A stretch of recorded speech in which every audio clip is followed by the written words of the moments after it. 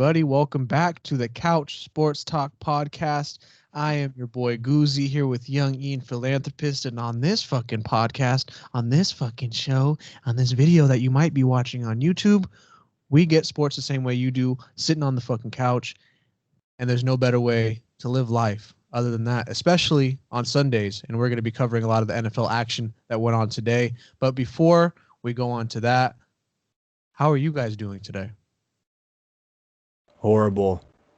We'll talk about it. Young E? Doing well. Team did well. Had one injury. There were terrible injuries across the entire NFL today, but one injury. Other than that, stayed pretty healthy. That was my biggest worry for the day after seeing the morning games. Yeah, definitely. You really look at everything that happened today in the NFL, and you just sit there and go, "What's going on?" You really don't know what the fuck is going on. We are seeing, unprecedented times in the world, but we're also seeing unprecedented times here in every sports league. Everything, is vulnerable to change. There are things that can change and happen at any moment, especially in the NFL with the shortened off season, no preseason. But before we get on to that, there was actually a big basketball game that went on tonight. It was game 2 of the Western Conference Finals. Mm-hmm. I actually didn't get to watch it. I did see the last play of the game. As we know, AD hit a three-pointer with a little over 1 second left in the game to win the game. In fact, they were losing 103 to 102. AD hit a clutch shot, and I did see that there was a man by the name of Charles Barkley who, I don't know, bro. I feel like now at this point he's saying shit for the opposite to happen, but he was apparently talking shit about how AD does not have that killer mentality. I know a few people have also said that. I've even had my doubts a little bit here and there about it, but I think at the end of the day, AD is a bona fide superstar, and he's now in an opportunity where he gets to show that, and it's nice to see him kind of come into his own player here, even alongside someone like LeBron. Philanthropist, you can go ahead and lead this conversation with what happened in this game, because I know you probably watched it the most out of all of us. Mm-hmm. And you're our big basketball guy.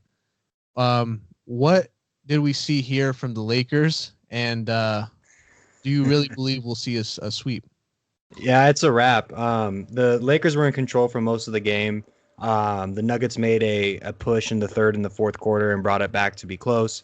Jokic had a lot of success in the post, and also hitting his slow Dirk shots that he hits.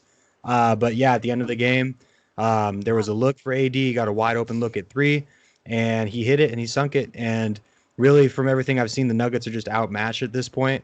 They really got back in this game because the Lakers went dry for like 8 straight minutes in the fourth quarter where they just didn't hit anything. So yeah, I mean, I think the Nuggets are fighting hard, but I think it's broomsticks time. I agree with Sir Charles on that. So we'll have to see what happens in game 3. I think if the Lakers go up 3-0, it's going to be a wrap. And if the Nuggets win, anything could happen from there. But game 3 is a must win for Denver. That's for sure. So even with them going back-to-back 3-1 deficit comebacks, mm-hmm. you still can see high possibility for a sweep. Nope. There's no George Pauls over here. No George Pauls on the Lakers. I respect it. Young E, you got any input on this game here between the Nuggets and the Lakers? Got to watch the first half. Looked like the Lakers were completely in control. Didn't end up watching the second half, but I think the Lakers probably have it in the bag. I don't know if it's going to be a sweep, but I think they have it in the bag. Yeah, definitely. We talked about it before. We've kind of felt like we were robbed of a series that would have been potentially great with the Clippers and the Lakers, but with the way the Clippers were playing anyways, it probably wouldn't have been great. But it is nice to see a new team like the Nuggets get a chance here in the Western Conference Finals, and unfortunately, they just look completely outmatched. And like I said, it's great to see AD coming into his own, and it really is interesting to watch how LeBron is still able to maintain this high level of playing at his age. And we'll see what happens from here. But yeah, I'm in agreement with you guys. It's either going to be a sweep or 5 games. I don't see it really going 6. Right. But we've been wrong about the Nuggets before. We will see what happens. Right. So we can go ahead and move on to really the main topic of what the Sunday night podcasts are meant for, and that is the NFL, the biggest sports league here in America. And that's, for our international listeners. We got a lot of them out there. But yeah, here in America, we love the NFL. And today really had us sitting here saying, what's going on? Because a lot of players, and not even just, regular players, we're talking star players, are getting hurt. And they're not just small injuries. We're having players like Saquon Barkley and Nick Bosa with potentially season-ending injuries. And it's been a hard one, as you can tell by Philanthropist's face. It's been a hard day to be a Niners fan. It has been a hard day to be a Giants fan, losing Saquon Barkley. And it's been hard to be a fan for a lot of teams today, because it's been, I don't even know, I think the list before it was even fucking 1 o'clock, it was like 10 starters were possibly out with season-ending injuries or will be missing significant time in the regular season.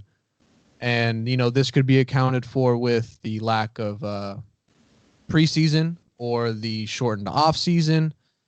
It could even be maybe, that people were inside. They weren't working out as much because of having to quarantine. And, maybe someone had too much they had one cheeseburger more than they should have had, or something like that. I don't know, but I'll let you go with this first, Young E. What do you have to say about these injuries, and who do you think was affected the most by an injury?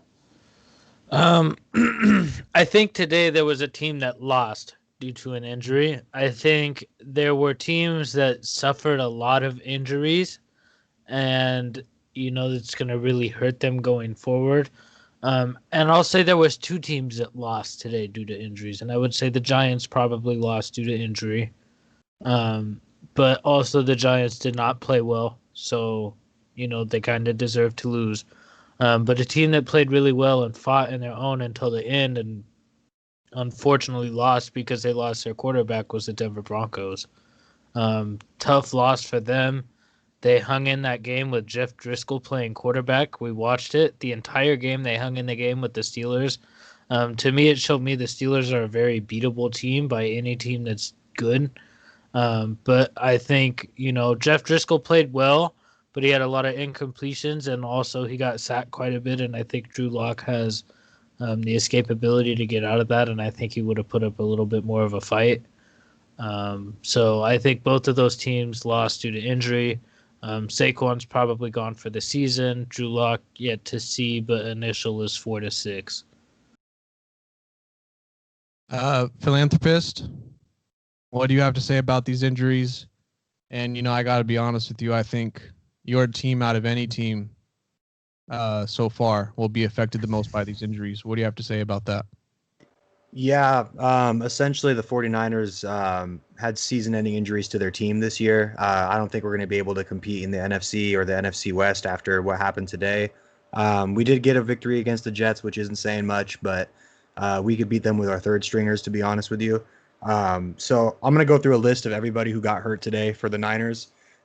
First, obviously, is Nick Bosa, probably the best or second best player on our team. He tore his ACL early on. Next, we have Solomon Thomas, who's our other defensive end. He comes in and rotates mostly on passing downs. He also has a knee injury, and they think it's likely that it's also a torn ACL.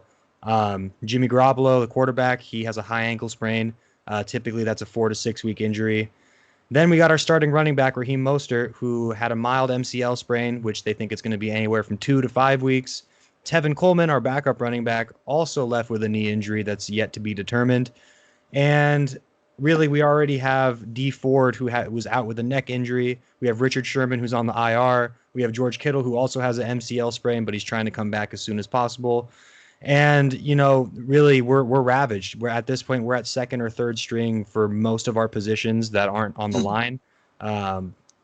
This is just tough, man. I mean, it's a combination of things. I think the MetLife turf, I know Fred Warner and Eric Armstead both came out and said that they think the turf at MetLife was horrible and that they don't want to play there next week because we are playing the Giants. Overall, everything else with COVID, shortened no preseason, shortened training camp, people coming in potentially out of shape. It's just unfortunate. And at this point, I think, there's the path to going for a playoff push is looking less reasonable as the days go by. And it sucks because you never want to lose out on a follow up to a Super Bowl run and have it taken away because of injury. You want to lose straight up, but that chance has been taken away from us. And at this point, I just hope the rest of the team can stay healthy and we could build towards something next year. Yeah, and it even sucks too with Jimmy G. You said it was a high ankle sprain, but that's one of those injuries that more than anybody that hey, he may be ready to go 4 to 6 weeks from now, but he may not be 100%.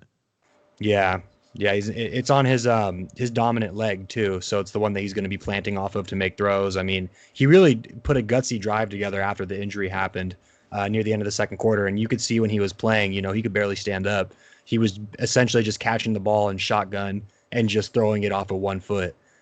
So that sucks. I don't really have the words. I don't know what I would even consider doing moving forward if I was the GM or the coach, but we do have a slate of easy games coming up, so I don't know, maybe that can keep us afloat for a while, but later on in the season, we play the Rams twice, the Seahawks twice, the Saints, the Packers. That's just, we're not going to be able to compete doing that, unfortunately.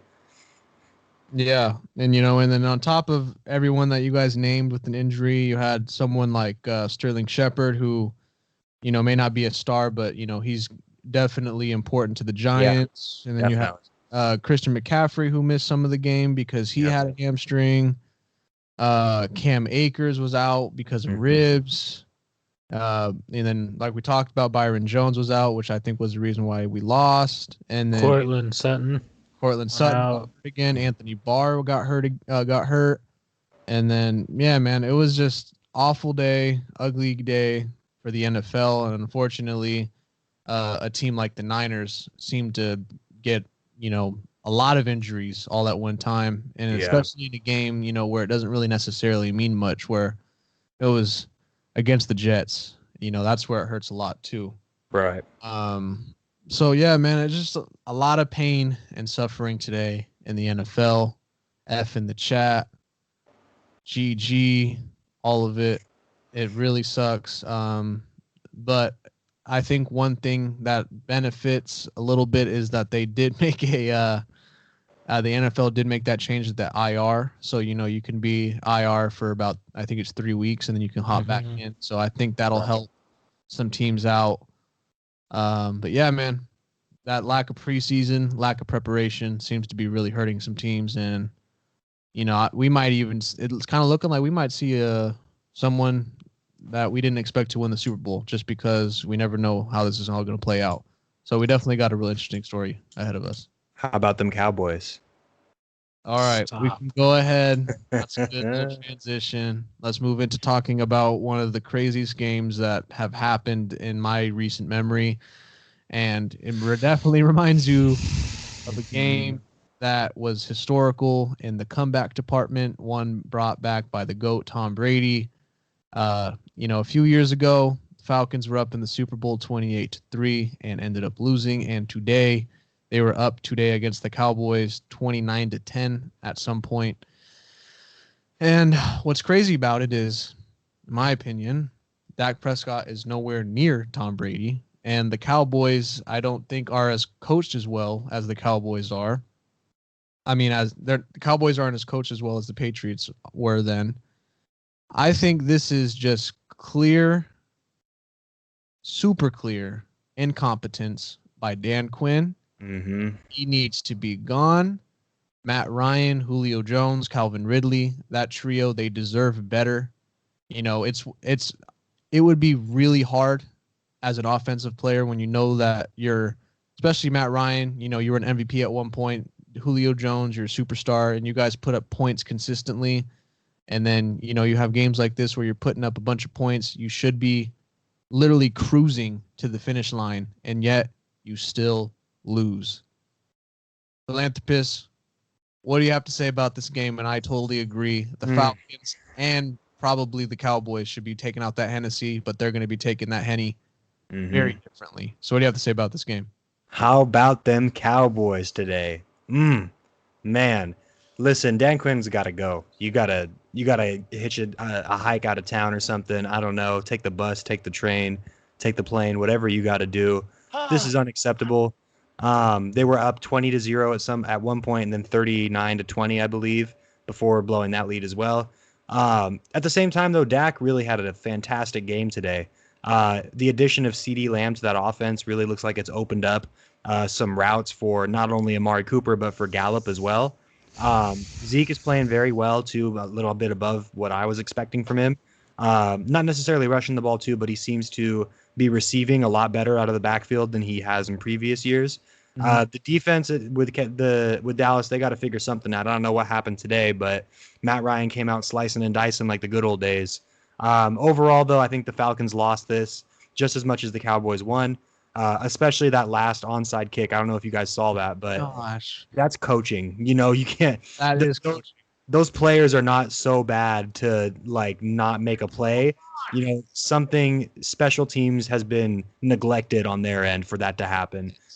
So great comeback by the Cowboys, but even a worse collapse by the Falcons. They really let that ball roll the 10 yards instead of just picking it up, falling on it, something. This is probably the first time in history that a team has tried and failed on 2 fake punt attempts and still won the game. And one of them was fucking unbelievable. They did it like on their own 25. Yeah, Mike McCarthy, not his best showing today.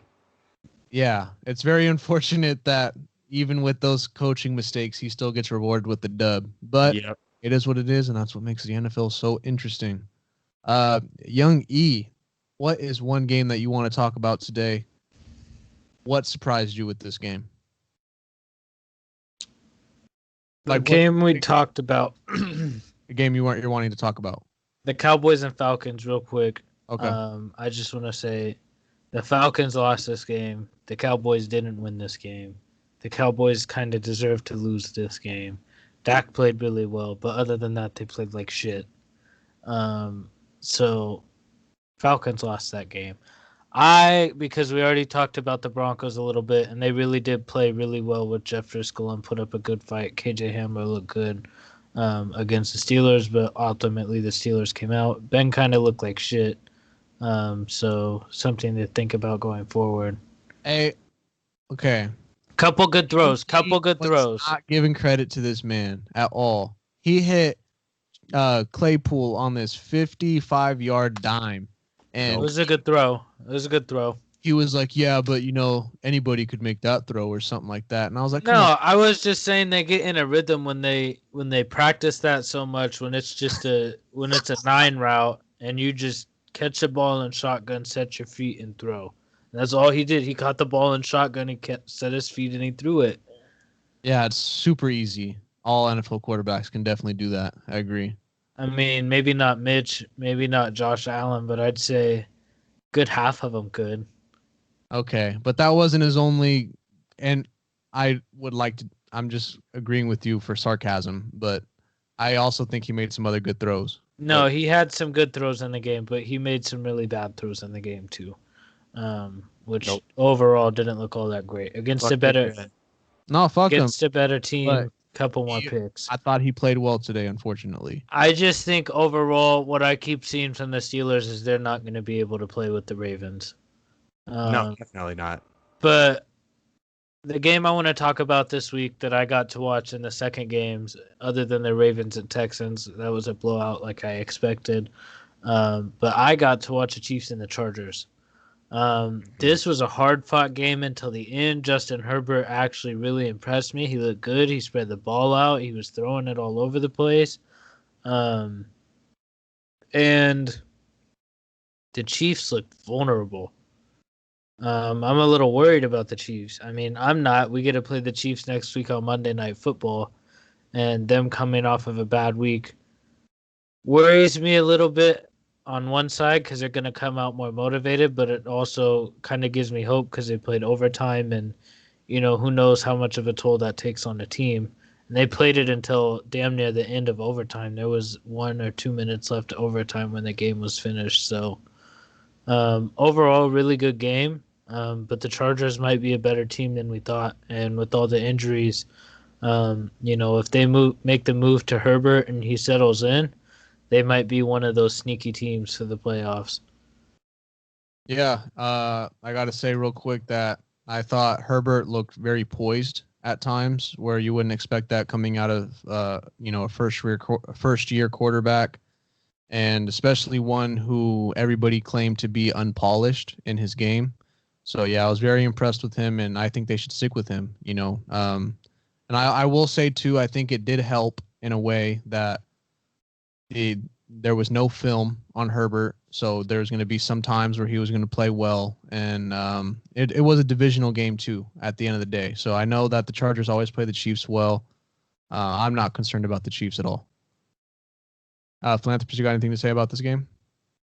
No, I agree. I think Herbert looked really, really good. I mean, they seem to have like pulled back the playbook a little bit, so I don't want to act like he was making these really advanced reads or throws, but he was poised. He was putting the ball in a good spot, always in the breadbasket for every receiver, always in stride. And he almost led them to a victory. I mean, no huge mistakes. I was really, really impressed. I didn't think Herbert had it like that. So I think it was a great game, but overall, yeah, the Chiefs, it took them a little time to wake up and really take them seriously, and I'm not concerned about them moving forward, really. But I mean, in terms of how Ethan's probably thinking about it, I definitely would put the Ravens ahead of them just because they seem to be a little bit more in tune. And that defense on Kansas City is just still not good after all this time. They have some players, but they don't have a good team defense, at least. And that Chargers pass rush is pretty damn good. I was impressed. That's what I was gonna say is the part that looked vulnerable to me from the Chiefs and kind of is worrisome going forward was that offensive line, because I know they're missing some starters. I know Duvernay, Tardif opted out, and then they're missing another starter due to injury. That's the doctor, right? Yeah. Big respect to him. But that's two offensive linemen they have out, and their offensive line did look vulnerable to me today, almost the entire day. And I know Mahomes kind of got a little banged up last year, so that does kind of worry me. Yeah, definitely.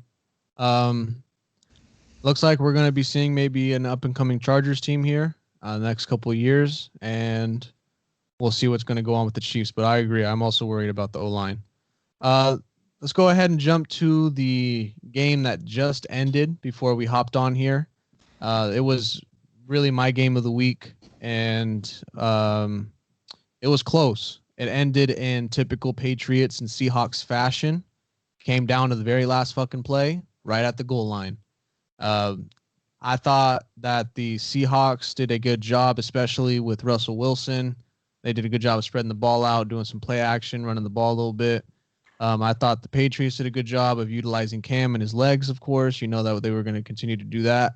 Although I will say I did not like that final play. I thought the play call was a little uncreative from the standpoint of that they had already run that play call about like 3-4 times in the game, and especially already on the goal line. And it worked well when they ran it in. Cam got 2 rushing tubs this game. And then they even did a fake, and he ended up getting a touchdown pass. But at the end of the day, it was 2 great teams playing, and it came down to the last play, and the Seahawks got the dub. I mean, I really got nothing more to say on that game. I just really enjoyed it. Nice, close game. Typical Seahawks, Patriots game. And the last thing I'll say is I just think that the Patriots, I wouldn't count them out of winning the division over the Bills. Young E, got anything to say about this game? I think the Patriots are the best team in the division. I think the Patriots are a top 3 team in the AFC still, and I hate to say that, but Cam looks really, really good. And I think if he stays healthy, he's going to contribute. So I'm kind of looking out for the Patriots down the road. Philanthropist, you got anything to say about quickly on that game? I agree, but same thing I said last week. Can we chill out just a little bit with the design run plays for Cam? Like at a certain point, you're putting your quarterback in harm's way. And, I don't know if McDaniels is just so excited to not have a statue in the pocket anymore, but like he can throw the freaking ball. He had 400 yards tonight. You don't have to send him on 15 designed runs per game, which is now 2 weeks in a row where he's had about that many plays that were either design runs or him escaping the pocket.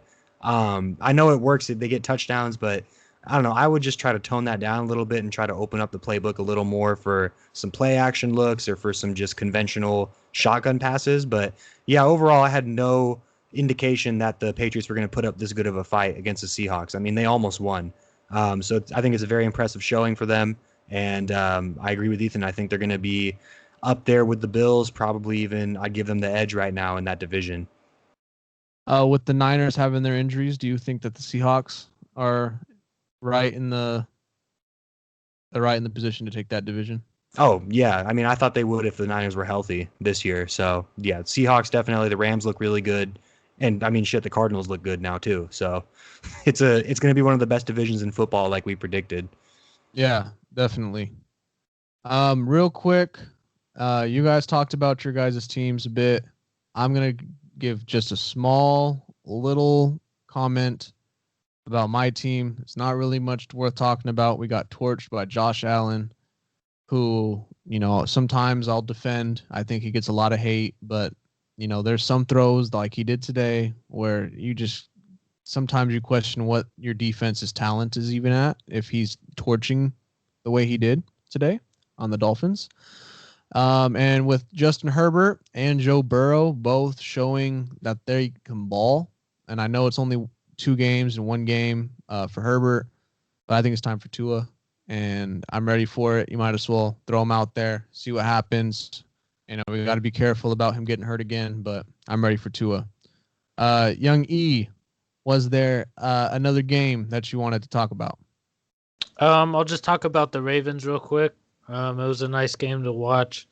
It wasn't our prettiest game on offense. Lamar didn't have his best game, but we still went out there and we handled business. Justin Tucker had a big game. We lost Tavon Young for the season, who's been out the last 2 seasons, and that sucks. But I hope he gets a speedy recovery, and I hope he gets to come back next year because he's a really good slot corner. But, I think we'll be able to move on and keep grinding. I'm excited for next Monday's game against the Chiefs. I think it's one of the games of the year. Definitely. Finally in Baltimore. Yeah. Yeah. It'll be nice. And just from watching the little bit that I watched with today and then watching them last week, Lamar has pretty much eliminated my one concern with him was that deep ball. He looks very, very sharp, and I can see him potentially winning back-to-back MVPs here. But he's definitely going to have to be competing against Russell Wilson and maybe even Kyler Murray. We got to see how that plays out. Philanthropist, you got anything to say about the Ravens game? No, I didn't catch any of the Ravens game, but I figured they just handled business against the Houston Bill O'Briens. I guess another game that I had my eye on today a little bit was that Lions and Packers game. Mm-hmm. Lions got off to an early lead, but then the Packers came out and just steamrolled them later in the game. I mean, they put up 42 points once again. It was a blowout, 20-point lead. Aaron Rodgers looked great, as he always does. Aaron Jones had a fantastic day. He had 170 yards and 3 total touchdowns. Really, I'm surprised with this team. It looks like a lot of that receiving core on offense has really stepped up this year. And if they're going to unlock this passing game a little more than they did last year and have a more dynamic offense, they honestly could be an early contender for the NFC along with the Seahawks. So keep your eye on the Packers. I'm high on them this year. Yeah, I'm really hyped up. We're seeing that. He's a bad. That's a bad man out there. And what's crazy about it to me, too, is the stat line today kind of looked like what it was last year. Mm-hmm. Just like around 250, 2 tubs, no picks, just being very safe with the ball, protecting the ball very well, but also at the same time making big plays when it matters. Mm-hmm.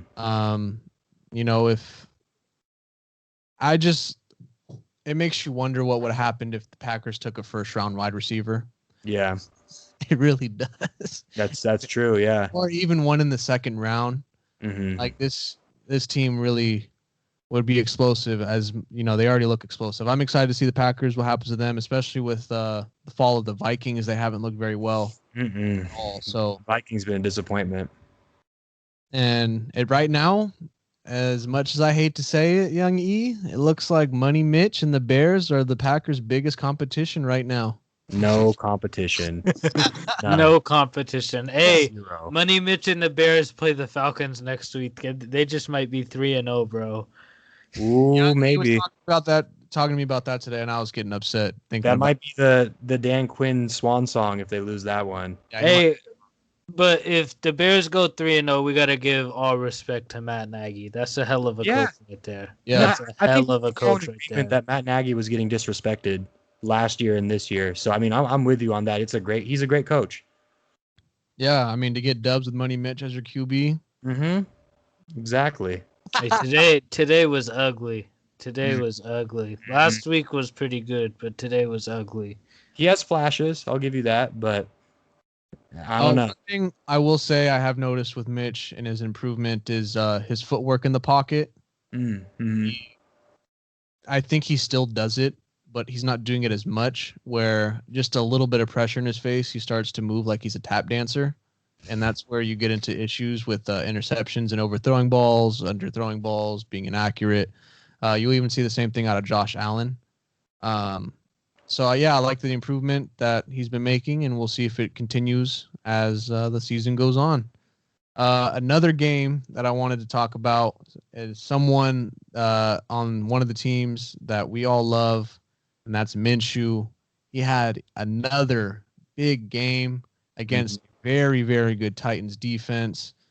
Unfortunately, he had to play against a quarterback who's just a little bit better, who brings a little bit more magic. Mm-hmm. And that is Ryan Tannehill, who also had another big game. I think he actually had 4 tubs. He did. Yeah, he did. Very impressed with the Titans so far. They seem to not only, well, I was going to say their defense looks to be pretty solid, even though Minshew put up some big numbers, but their offense, especially Tannehill, right? Tannehill is going to be pretty much the biggest question mark on this team because some days he can come out and you may get a win with him only throwing 90 yards, which isn't sustainable. But when he has games like today, it really shows you what this team is capable of and what their potential can be. And I'm just really excited for the Titans. I like the way I've talked about it a whole bunch on this podcast, man. I just love the way that they play. They play with a lot of heart. I like Vrabel as the coach. Mm-hmm. I think they're creating something great up there, especially if Tannehill keeps improving. I think we're seeing, too, with a lot of players, the more time that they're separated from Gase, the better that they are. Yeah. It's kind of like a virus, and they just got to recover a bit, you know? And I'm liking the way that all the players that have succeeded, Adam Gase, have been playing. Young E, you got to see a little bit of that Titans, a little bit of that Minshew magic. What do you have to say about that game? Corey Davis has looked fantastic this year. He's finally starting to fill that first round fucking potential that he was supposed to have. He looked really good. And he looked good last week too. So I like the Titans. They're a good team. Like I said, they're a top 3 team in the AFC, and I'm going to keep saying that. I'm worried about them. I don't want to play the Titans again. They're just a good team overall, and they're really well coached. I like that. Philanthropist, anything on this game? Or Young E, you got something to say? I have one more thing to say. If you play fantasy football and James Robinson is not owned in your league, I don't know what the fuck you're doing. Go and get that boy. He is a workhorse. They have decided to make him the lead back. He has entirely filled Leonard Fournette's role. He had 18 carries in week 1 and 23 or 24 today. That's big. And he's catching the ball too. He's playing all 3 downs. He's a stud. I like it. Definitely. Philanthropist? Yeah, I have another guy like that. I agree with all your thoughts about the game. Great showing by the Jags. They look a lot better than people gave them credit for, us included. But on the Titans, I have another can't miss fantasy guy, and that's Jonnu Smith, who's their starting tight end. Yes. So the Titans are super high on him. They believe internally that he's a top 5 tight end in the league. I don't know about that, but I picked him up in fantasy week 1. And through 2 weeks, I think he has about 250 receiving yards and 3 touchdowns. And he had 2 today. So if he's available in your league, go get him. He's going to be a can't miss tight end prospect this year. And we know Tannehill loves to throw to tight ends. So. Yes, works perfectly with that play action with Derrick Henry. Mm-hmm. And what I like about Jonnu is he really has that vertical speed to get up. Yes, he's athletic for sure. Definitely. So is that all the games you guys picked out and wanted to talk about individually? Yeah, if we want to do a little preview for tomorrow. We're gonna do a preview for tomorrow, but I was also wanting to maybe if you guys wanted to point out a couple players you were impressed with this week. I know you guys have been doing that a little bit as we've gone on, but maybe games we haven't talked about at all. I'm gonna go with Dak. I think Dak's an Okay. elite quarterback. I at this point, Whoa, like I was on the whoa. fence. No, I was on the fence with Dak for years, but I mean, look, he putting up 450 passing yards, 3 rushing touchdowns, no picks, no turnovers. I'm gonna give it to him. I think he's top 10. I think he's borderline elite. That is borderline hot take, and Almost. I I'm like just it a lot. as surprised as you are. I really am. I never would have thought I'd come around on him, but last year and this year, I'm with it. I like it. Pay the man. I was very impressed with. Ooh, my bad. Very impressed with Kyler. And one other player I was impressed with, who I've been high on for ever and ever and ever, was Jonathan Taylor. 100 plus rushing yards, became the workhorse today with the Colts. Absolute stud, man. Look out for these rookie running backs. Hey, they got fresh legs on them. I like it. And Players- special shout out on my end to Jordan Reed with the Niners today. He's come back. He's had a bunch of injuries, but he balled out today. Had 2 touchdowns, looked really athletic, made some good snags. So if Kittle's out, look out for him in fantasy as well. I like that. KJ So- Hamler today, Okay. too. Rookie receiver for Broncos. Little slot receiver. I know Jordan got to see a little bit of what he brought to the table. He looked good today. Mm-hmm. Definitely got that. He's a shorter one, right? Yeah, 13. Speed. Yeah. Yeah. I liked him a lot. Players that I kind of wanted to point out. Of course, I got to go with my team. There was a big player who showed up today, who I have been saying last couple weeks that I thought he was going to be a big time contributor to this team, and that's Mike Gesicki. He had this incredible snag from. It was a terrible throw by Fitzpatrick, way behind him. He did some Odell shit while running, caught it in stride, kept moving, liked it, and he even caught a late touchdown pass to put us in within 3. Big game from him. And then also, I think Bill O'Brien needs to be fired for trading D-Hop, man. It's very clear how elite he is as a receiver, how much he's helped improve this Cardinals offense. It's like an instant impact. Yeah. It's opening so much more. I even seen I mean, we all know Kyler's been doing really well, but like there's more pass catching opportunities for Christian Kirk. He had some really big plays today too. Right. And he looks really good. And then of course, when you're spreading out all of your receivers, you have Larry Fish, Christian Kirk with D-Hop. That's opening so many running lanes for Kyler Murray. And you really see it with Deshaun. He really misses having D-Hop out there. And I don't know how David Johnson played today, but I can't imagine it was as well as D-Hop has been playing. As much as of a GOAT as Bill O'Brien is, that's one decision that, he needs to really be on the hot seat for. And then also, they're 0-2. Yeah. They're They're in 0-2. trouble. And to be fair, they did play 2 of the best teams in the league back to back. But at the same time, you would think that a team that is looking to move and improve on their playoff status of maybe potentially going into the AFC Championship this year, you're not going to get it done if you're going to be getting blasted by both the Ravens and the Chiefs. They haven't looked good at all. So let's go ahead and move forward into a Monday Night Football preview.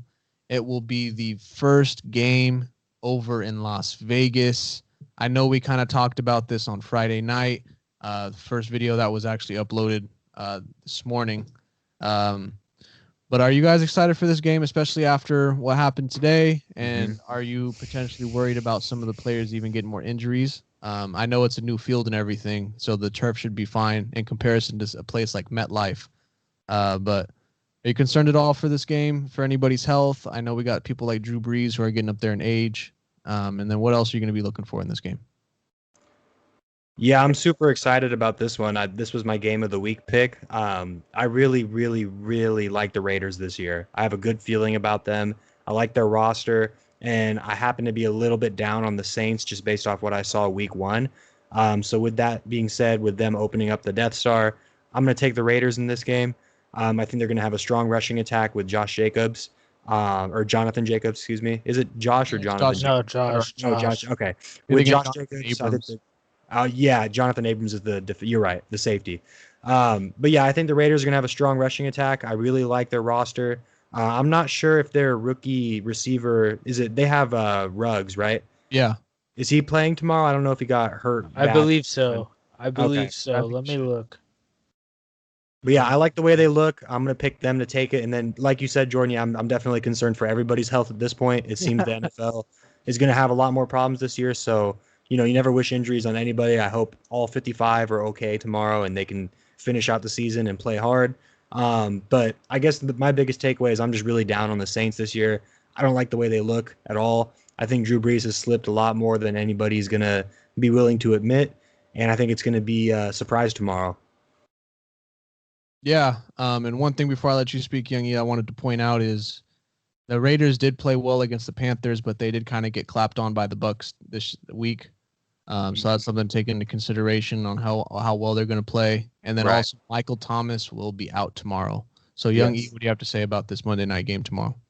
I think Michael Thomas being out is the X factor in this game. Mhm. I think the Raiders have the edge here. I think they're going to win this game in their home opener. I'm excited to see what they can bring to the table. I'm excited to watch this game. This is also my game of the week. So I'm looking forward to it. It's going to be a good game. I like it. All right. I think we've kind of gone over everything we wanted to get through. We want to make these videos a little bit quicker, so then our ones on Friday nights and Saturday uploads will be our longer videos. Is there any hot takes you guys got for us? I know Philanthropist kind of threw one at us with that elite status for one Dak Prescott. Young E's giving that stank face. He don't really like it. Any hot takes? Anything that's going to get these ass cheeks sizzling? I'm gonna jump in and elaborate on that Dak take. I'm doubling down. I really think. I mean, last year, I'm fairly certain he was the passing yard leader last year. I know he was throwing 300, 400 yard games consistently. I've just seen a lot of progression in his ability to make reads. Him throwing the ball both deep and in the mid range. And I will say too that he is, in my opinion, an elite quarterback or a borderline elite quarterback. But the overall talent at quarterback is much lower than in 2010 or even in 2005. So he might be borderline elite for me, but after Russ, after Lamar, after Pat Mahomes, I think there's a pretty substantial drop off into guys like old Aaron Rodgers. I don't think Brady or Breeze are elite anymore. He was not the passing. Okay, you could have just said that with your mouth, but who was the passing leader then? Mr. 50-50. Who? Jameis. That Oh, boy. 50-50. I was about to say, I don't know who went 50-50, but was he really the passing leader last year? He had 5,000 yards. Yeah, it was very, very And then interesting. he had 30 tubs and fucking. It was 30-30. 30 tubs, 30 picks. That is crazy. 5,000 yards. That's a unbelievable. Okay, well, I'm going to throw him out of contention for a good quarterback for having the 30 picks. And Philanthropist. Dak had 4,900 yards, 30 touchdowns, and 11 picks. That's a pretty good stat line. Yeah. You can't really argue with that one. If I am remembering correctly, your hot take on our last podcast was that the Cowboys were going to be making the Super Bowl. Are you sticking to that? How about them Cowboys? That's all I'm going to say. That's all I'm going to say. I want to get off the show now. Youngie, you got anything that's hot for us? Ravens 16-0. Whoa! How much That's you bet it. on it? I mean, depending on the odds, like if the odds are 10-1, I'd gladly throw $50 down on it. No. That's Casino Jones, ladies and gentlemen, You right should there. look Yes, at it that. is. You should really look at it. I'm being serious. I Why might not? look. Fuck Yeah. it. How about you wait until after the Kansas City game, and then if they win, then go ahead and do the. Nah, because the 16-0 odds would bet. be more in his favor if he were to win. Yeah, With yeah. the Chiefs game out the way. I mean, before the Chiefs game happened. You know what I mean? Hey, I enjoy flushing 50 down the toilet sometimes too. Fuck it. Fuck it. It's an investment. Exactly. No, spy. Who knows? No. Fuck a spy. Ravens. I'm gonna continue a hot take that I had before, and that is Kyler Murray is gonna be top 3 in MVP voting. He's continuing to show me that he's gonna be up there, and a lot of people had doubts about this team, especially a lot of hate going towards Cliff Kingsbury. I don't know why. He's got that sexy big brain, and he spreads the ball out well, fits perfectly into what they're trying to do here. Kyler running the ball a little bit, getting D-Hop out in the open. I like it a lot, and I could even see this is a part of the hot take. The Cardinals potentially, that's as far as I'll go, potentially challenging the Seahawks for that NFC West dub. Oh, what about the Rams? 10-6, both of them 10-16. I think the Rams are gonna hit wild card. I don't see them winning the division, but I really do like the way they've been playing. They look really good. Okay, I like that. But yeah, that's where it sucks because I could even see the Niners with their injuries today. They could still make wild card, and I could see the Rams make a wild card. I could see the Cardinals making a wild card.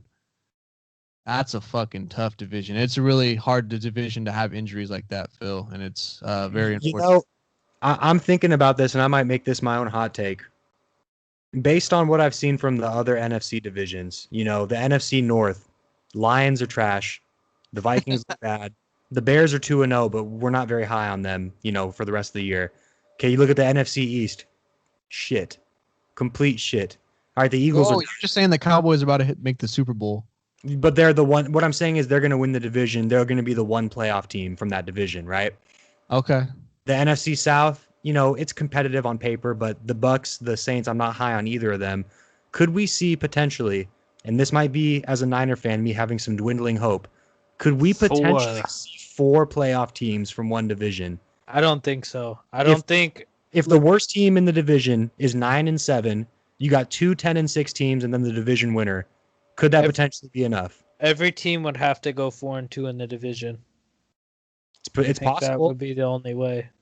I think it's possible, definitely. But it's one of those things that it's just with the numbers and the way they play out, it's unlikely. I would love to see it, though. I know it would make every other division super mad. I'm just saying right now, the Niners are now, in my opinion, the bottom of the NFC West, but I would take them over every non-division leading team in the other divisions in the NFC. Yeah, fair enough.